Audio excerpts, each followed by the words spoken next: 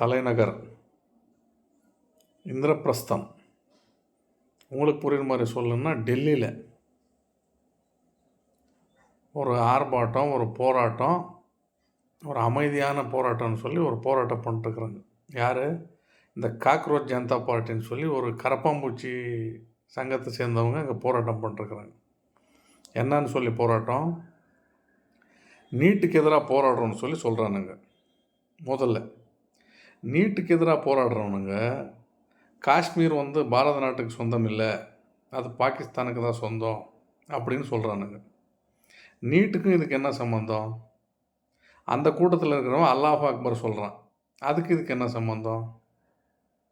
அப்புறம் இந்த சர்ச்சுடைய ஃபாதருங்க எல்லாம் ஒரு கூட்டமாக போகிறானுங்க, நீட்டுக்கு ஆதரவாக போகிறாங்களா. இவங்களுக்கு எல்லாம் என்னடா பிரச்சனைனா, இவங்களுக்கு மோடி இந்த ஃபண்ட்ஸு எப்படின்னு கேட்டிங்கன்னா, இந்த என்ஜிஓக்கு வர வேண்டிய பணத்தை எல்லாம் நிறுத்திட்டாங்க. அந்த நிறுத்திட்டதால் வந்த வெறியை எப்படி காட்டுறாங்கன்னா, இது மாதிரி காக்ரோச் ஜனதா பார்ட்டி கூட சேர்ந்துக்கிட்டு வேலை செஞ்சுட்டு இருக்கானுங்க. இதில் யார் யார் சேர்ந்துக்கிறாங்க? பின்னாடி யார் இயக்குறாங்கன்னா, சைனாக்காரன் இயக்குறான், பாகிஸ்தானுக்காரன் இயக்குறான், பங்களாதேஷ்காரன் இயக்குறான். இங்கே இருக்கிறவங்களுக்கெல்லாம் 2000 சாப்பாடு 3000 சாப்பாடு எங்கேருந்தோ வருது. எவனோ ஸ்பான்சர் பண்ணுறான், எவனோ ஜொமேட்டோ, ஸ்விக்கின்னு சொல்லி எதிலோ கொண்டு வந்து சாப்பாடு கொடுக்குறானுங்க. அந்த சாப்பாடு கொடுக்க வேண்டிய அவசியம் என்ன? இந்த போராட்டத்தின் நோக்கம் என்ன? ஒரே நோக்கம், அமைதியான இந்த நாட்டில் கலவரத்தை உருவாக்கி அதை வச்சு இந்த நாட்டை துண்டாடணும், சின்ன பின்னமாக்கணுங்கிறது பல கூட்டம் இங்கே அலைஞ்சிக்கிட்டு இருக்குது.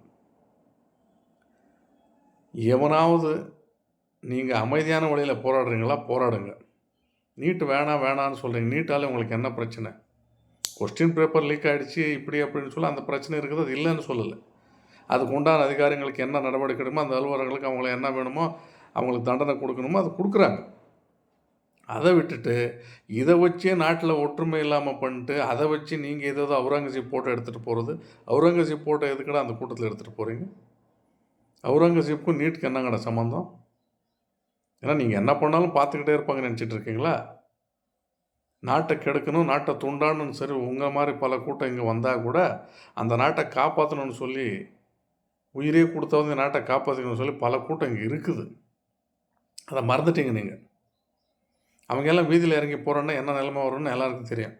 அங்கே ஒருத்தர் என்ன பண்ணுறான், ஒரு காருக்கு நெருப்பு வச்சு கொளுத்து போடுறான். நீங்கள் என்ன காட்டுறீங்க ஊடகத்தில்? அவங்கள தாக்குறத மட்டும்தான் காட்டுறீங்க.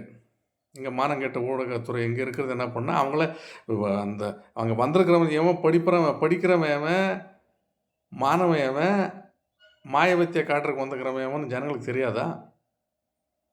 போராடணுன்னா அமைதியான வழியில் போராட, அதுக்கு உண்டான இதை நீ இது பண்ணணும். அதை விட்டுட்டு நீங்கள் அந்த போராட்டம் இந்த போராட்டம் சொல்லி கிளம்புறது, நீங்கள் நாட்டுக்கு எதிராக கோஷம் போடுறது, பாகிஸ்தானுக்கு ஜிந்தாபாத் சொல்கிறது, காஷ்மீரை பாகிஸ்தானுக்கு செய்வதுன்னு சொல்கிறது, இதுதான் உங்கள் வேலையா? ஒரு நாட்டை ஆள்ற பிரதமரை கேவலமாக பேசுகிறது, அவங்கள கொச்சையாக பொம்மையை போடுறது, இப்படியெல்லாம் பண்ணிட்டா மட்டும்தான் நீங்கள் சாதனை பண்ண மாதிரியா? மத்திய அரசு இதை வேடிக்கை பார்க்கக்கூடாது. உடனடியாக இரும்பு கரம் கொண்டு இந்த கைவர்களை அடக்க வேண்டும். சொல்லி பாருங்கள். கேட்கலையே, அவனுக்கு என்ன மொழியில் புரியுதோ அந்த மொழியில் சொல்லுங்கள், தானாக புரியுது. துண்டை காணும் துணியை காணும்னு சொல்லி ஓடணும். அவனுங்களுக்கு ஜாலரா, இங்கே இருக்கிற கம்யூனிஸ்ட்காரன் ஜாலரா அடிக்கிறான், இங்கே இருக்கிற டிஎம்கேக்காரன் ஜாலரா அடிக்கிறான். கொஞ்சமாவது யோசனை பண்ணுற மாதிரி இல்லை. நாடு இந்த நாடாக உங்கள் ஆட்சியை நீங்கள் பண்ண முடியும். பல நாடுகள் இருக்குது இஸ்லாமியர்களுக்கு, பல நாடுகள் இருக்குது கிறிஸ்தவர்களுக்கு. எங்களுக்குன்னு இருக்கிறதுக்கு இந்த ஒரு நாடு தானே. அந்த ஒரு நாட்டை ஏன்டா இப்படி இது பண்ணுறீங்க? இங்கே இந்துக்களாக இருக்கிறவங்கள நீ இந்துன்னு சொல்லி புரிய வைக்கிறதே ரொம்ப கஷ்டப்பட. எவன் பார்த்தாலும் காலையில் ஆச்சா சாயந்தரம் ஆச்சா அவன் பொண்டாட்டி, அவன் புள்ள, அவன் வாழ்க்கை, அவன் வீடு மட்டுமே பார்க்குறான். பங்களாதேஷில் அந்த கலவரம் நடந்தபோது எந்த நாயாவது வெளியில் பேசினான்னு இப்போ கத்திட்டு இருக்கிற இவனா இந்த வெற்றிமாறனா, அமீரா, ரஞ்சித்தா, இவனுங்க எல்லாம் எவனாவது ஒருத்தர் வெளியில் பேசினானா? பகல்காமில் தாக்குதல் பண்ணாங்களா, அப்போ எந்த நாயாவது பேசிச்சா? அப்போ இவனும் பேச மாட்டீங்க. செத்தவன் அதுக்கு உண்டான மார்க்கத்தை சேர்ந்தவனாக இருந்தால், மற்றவன் இருந்தால் அவனுக்கு நீங்கள் பொங்கி எழுதுவீங்க. அப்படியே என்ன நெஞ்செழுத்து இருந்தால் அவன் எங்கள் நாட்டில் துப்பாக்கியில் சுடுவாங்க. இவங்கள இவங்க கூடிய சீக்கிரம் உங்களெல்லாம் கல்லில் அடித்து விரட்ட வேண்டிய காலம் ரொம்ப தொலைவில் இல்லை, ரொம்ப கிட்டே வந்துருச்சு. ஒருத்தனும் அடி வாங்கி நாட்டையே விட்டு ஓடுற நிலைமை உங்களுக்கு கண்டிப்பாக வரும். அந்த நிலைமை வந்த பிறகு தான் நீங்கள் எல்லாம் திருந்துவீங்க. எவன் தப்பு பண்ணுறான்னு அவனை நேரடியாக வச்சு நடு ரோட்டில் வச்சு தண்டிக்கணும். தண்டித்தா மட்டும்தான் இவங்கெல்லாம் சரி வருவானுங்க. வேணாம், இதெல்லாம் விட்டுருங்க. உங்களுக்கு அப்படி தான் திருத்தி உங்களுக்கு மொழியை புரிவிக்கணும்னா, எவனுக்கு எந்த மொழியை புரியுதோ அவனுக்கு அந்த மொழியில் சொன்னால் தானேங்க புரியும். கத்தி எடுத்துகிட்டு வர்றவங்கிட்ட அகிம்சையை பற்றி பேசினா அவன் என்னை வெட்டாமல் போவானா? கத்தி எடுத்துகிட்டு வர்றவங்கிட்ட நானும் கையில் ஒரு உருட்டுக்கட்டை எடுத்துகிட்டு நின்னா ஓடுவான் அவன். அவன்கிட்ட போய் மயிலே இறக்கி போட நான் போடுவானா? பிடிச்சி பிடுங்கணும். முட்டி கீழே சுடுறது இல்லைங்க, சுடுற இடத்துல சுடுங்க, ஓடுவான். என்ன விளையாட்டு நினச்சிட்டிங்களா? நாங்கள் நாடாளுமன்றத்தை முற்றுகையிடுறோம், பாராளுமன்றத்தை முற்றுகையிடுறோம். எவன்டா உங்களுக்கு அந்த துணியை கொடுத்தவன்? ஏன்னா வேடிக்கை பார்த்துட்டு இருப்பாங்கன்னு நினச்சிட்டிங்களா? டெல்லி இதுக்கு மேலே அமைதியாக இருந்தால் ஒன்று போச்சு. இல்லை டெல்லி அப்படியே நீங்கள் செஞ்சுக்கிட்டு இருந்தீங்கன்னா இருக்கிற எல்லா மாநிலத்திலேருந்து கிளம்பி நாங்கள் அங்கே வருவோம். நாங்கள் அங்கே வந்து என்ன நடக்குன்னு உங்களுக்கு நல்லா தெரியும். அந்த நிலைமை கொண்டுட்டு போகாதீங்க. தீவிரவாதியை வந்து அவனுக்கு அகிம்சையில் சொன்னால் புரியும். தீவிரவாதி ரூட்லேயே சொன்னால் தான் அவனுக்கு புரியும். ஆயுதம் எடுத்துகிட்டு வரவனுக்கு ஆயுதத்தில் தான் பதில் சொல்லணும்.